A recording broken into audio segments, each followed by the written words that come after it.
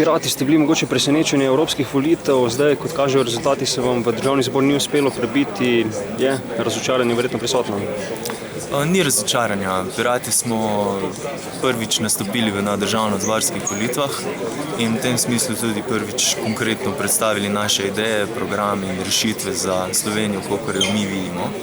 Tako da smo zadovoljni z rezultatom, ki je, v bistvu smo ga ponovili in v tem smislu bomo tudi v prihodnosti delovali naprej konstruktivno in z rešitvami. Kako sicer ocenjujete rezultate volitev, kaj prepričljiva zmaga stranke Mira Cerarja, vas je mogoče to presenetilo?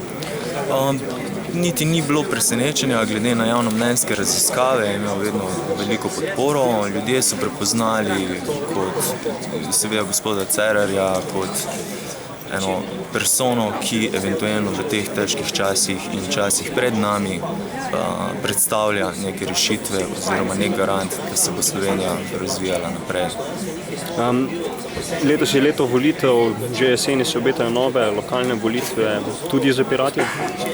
Seveda. Pirati smo tu, da ostanemo, oziroma Pirati smo tu, da bomo tudi razširili našo bazo in delovali naprej. Najprej hvala.